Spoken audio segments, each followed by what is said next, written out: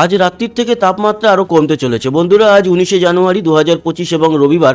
আজকে যেরকমটা ছিল ভোরের দিকে তার থেকে প্রায় 3 থেকে 4 ডিগ্রি তাপমাত্রা কলকাতা সহ দক্ষিণবঙ্গের জেলাগুলিতে কমবে। যেরকম আজকের এই মুহূর্তে আমরা দেখতে পাচ্ছি কলকাতা 26, হাওড়া হুগলি 25-এর মধ্যে, 2 মেদিনীপুরও মোটামুটি 25-এর দিকে, এদিকে পুরুলিয়া বাঁকুড়া 26। এটা কিন্তু আজকে দুপুরের সর্বোচ্চ তাপমাত্রা।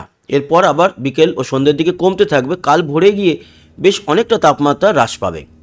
দুর্গাপুর থেকে শুরু করে সিউড়ি, বীরভূম, নলহাটি, এদিকে কাটোয়া, বর্ধমান, শান্তিপুর, এদিকে আমরা মুর্শিদাবাদের সমস্ত জায়গায় 23 থেকে 24-এর মধ্যেই লক্ষ্য করা যাচ্ছে। এবং 24 পরগনা, গোসাবা থেকে শুরু করে হাবড়া, বনগাঁ সবই, তবে বনগাঁ হাবড়ার দিকে 23-24, আবার দক্ষিণ 24 পরগনায় 26, হলদিবাড়ি, নামখানা, এদিকে জয়নগর, মজিলপুর, বারুইপুর, এগুলো সব 25-26-এর মধ্যে। তো এই হলো কি এই মুহূর্তে দক্ষিণবঙ্গের তাপমাত্রা। এছাড়া মালদায় 23, বালুরঘাট 23, গঙ্গারামপুর মানে দক্ষিণ দিনাজপুর 23, উত্তর দিনাজপুর 22-এর মধ্যে, রায়গঞ্জ থেকে শুরু করে ইসলামপুর 22-23-এর মধ্যে, শিলিগুড়ি 24, দার্জিলিং 17, ওদলাবাড়ি 24, জলপাইগুড়ি, ধূপগুড়ি 23-24-এর মধ্যে, আলিপুরদুয়ার, কোচবিহার, শীতলকুচি, দিনহাটা এগুলো সব 23-এর মধ্যে। অন্যদিকে বাংলাদেশ উত্তরে 23, মধ্য বাংলাদেশ ঢাকা 25, সিলেটের দিকটা 26, কুমিল্লা 25, এদিকে মঠবাড়িয়া, বরিশাল, খুলনা, তারপরে সাতক্ষীরা, যশোর 24-25-এর মধ্যে, মেহেরপুর, রাজশাহী 23, চট্টগ্রাম, মহেশখালী, কক্সবাজার, টেকনাফ 24 থেকে 26-এর মধ্যে, লংগদু, রাঙামাটি এগুলো সব 24-25।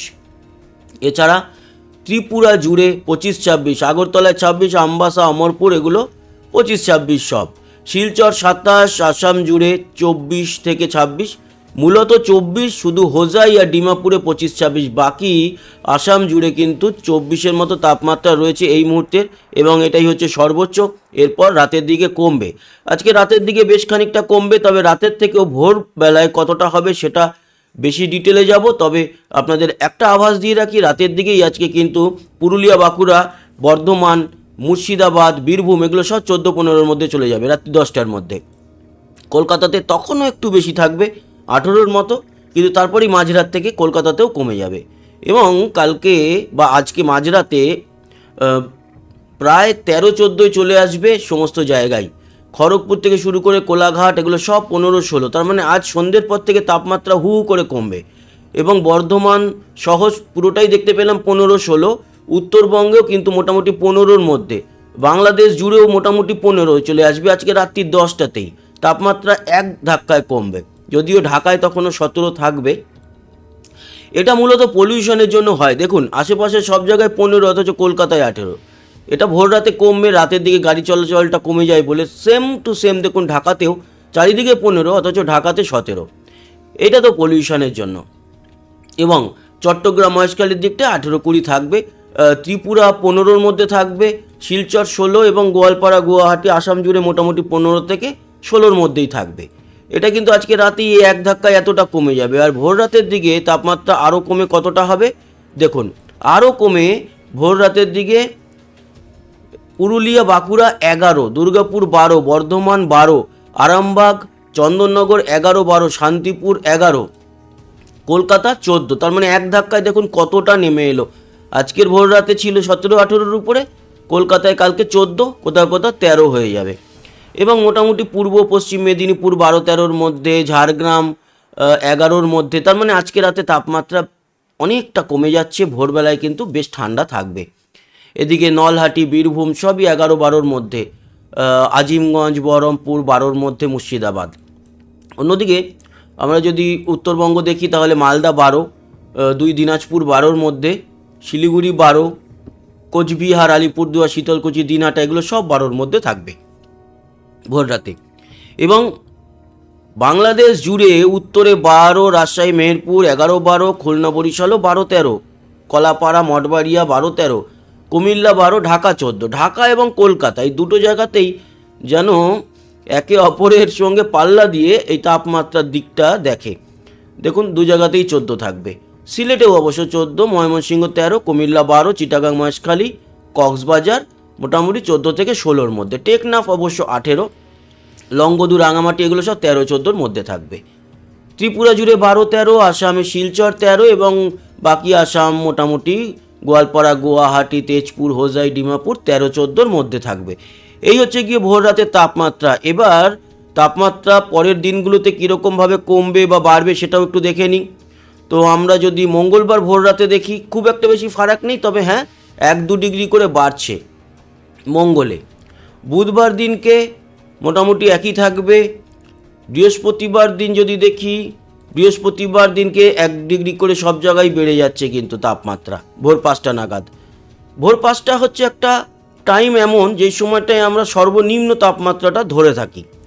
ভোর 5টায় শুক্রবার থাকবে 18, তার মানে শুক্রবার আবারও কিন্তু তাপমাত্রা বেড়ে যাচ্ছে, মানে বৃহস্পতিবার থেকেই তাপমাত্রা আবার বাড়ছে। শুক্রবার বেশ ঊর্ধ্বগামী থাকবে। শনিবার দিনকে আরও উপরে থাকবে। শনিবার এক প্রকার দুপুরের দিকে গরম লাগবে। দুপুরের দিকে যদি আমরা দেখি, দেখুন দুপুর 2টো নাগাদ 26-28 পৌঁছে যাবে, তার মানে ঠান্ডা সেদিনকে খুব একটা থাকছে না। শনিবারের পর রবিবার দিনটায় মোটামুটি একটু ঠান্ডা থাকলেও পরের সোমবার, মানে কাল সোমবারের পরের সোমবার আবারও এক ধাক্কায় তাপমাত্রা বেশ খানিকটা পড়বে। এই রকমই কয়েকটা দিন এখন চলবে ঠান্ডার খেলা। দেখুন মঙ্গলবার ঠিক তার পরের দিনটাতেই 28। কেন? তার কারণ এই সময় একটা বৃষ্টির সম্ভাবনা আমাদের দক্ষিণবঙ্গে থাকছে। আমরা যদি কারসেটটাকে বৃষ্টি ও বজ্র মুডে নিয়ে গিয়ে দেখি, তাহলে দেখুন সেই সময় একটা কিন্তু হালকা মাঝারি বৃষ্টির সম্ভাবনা আমাদের দক্ষিণবঙ্গে থাকবে। তার জন্য তাপমাত্রার উপরে একটা ফারাক আমরা লক্ষ্য করতে পারছি। এটা আরও ডিটেলে যাব। তাপমাত্রা নিয়ে তো আলোচনা করে নিলাম। দেখে নেব এই মুহূর্তের উপগ্রহ চিত্র কি বলছে। এই মুহূর্তের উপগ্রহ চিত্র অনুযায়ী আমাদের পশ্চিমবঙ্গ, বাংলাদেশ, ত্রিপুরা, আসাম একেবারে পরিষ্কার। ভারতবর্ষ মোটের উপর পরিষ্কার, তবে হ্যাঁ দক্ষিণে তামিলনাড়ু, বেঙ্গালুরু, মাদুরাই, পুদুচেরি, এছাড়া শ্রীলঙ্কা, এর উপরে একটু বৃষ্টি সামান্য লক্ষ্য করা যাচ্ছে। শ্রীলঙ্কার উপরে অবশ্য বৃষ্টির পরিমাণটা বেশি। বাকি আর কোথাও সেরকম কিছু নেই, একেবারেই পরিষ্কার আছে। সেরকমটাই উপগ্রহ চিত্রে দেখলাম। আমাদের পশ্চিমবঙ্গ থেকে শুরু করে বেঙ্গল জোন একেবারে রৌদ্রোজ্জ্বল আবহাওয়া। বায়ুমোডে যদি যাই, নতুন কোনো ঘূর্ণাবর্ত বঙ্গোপসাগর বা আরব সাগরে তৈরি হচ্ছে কিনা সেটাও দেখে নেব। তো আগামী দিনগুলোতে কারসেটটাকে প্লাস করে যেটা দেখতে পাচ্ছি, তাতে একটা ঘূর্ণাবর্ত কিন্তু তৈরি হওয়ার সম্ভাবনা, তবে তার থেকে বড় কিছু হবে না। ঘূর্ণিঝড় তো এই সময় হবেই না, নিম্নচাপের সম্ভাবনা সেইভাবে নেই। এবার আসি বৃষ্টি ও বজ্রমুড। বৃষ্টি ও বজ্রমুডে দক্ষিণ ভারতে, শ্রীলঙ্কা, মালদ্বীপ এদিকে বৃষ্টি চললেও আমাদের বেঙ্গলের দিকে কিন্তু আপাতত কোনো বৃষ্টি দেখতে পাচ্ছি না। বৃহস্পতি পেরিয়ে শুক্র, শনি এবং রবি, সোম, মঙ্গল, দার্জিলিংয়ে একটু খানিকটা মাঝে মাঝে ছিটেফোঁটা বৃষ্টি থাকলেও আমাদের দক্ষিণবঙ্গে ওই বুধবার 29-30 তারিখ নাগাদ একটুখানি বৃষ্টি আমরা হয়তো লক্ষ্য করতে পারবো, খুব কম পরিমাণ। তবে এই বর্ষার মাঝেও সামান্য একটু বৃষ্টি আমরা পেতে পারি। এক্স্যাক্টলি সেটা আবার ভালো করে দেখে নেব। আজ রবিবার তো কিছু নেই, আগামী রবিবার পর্যন্ত যদি দেখি কোনো বৃষ্টি নেই।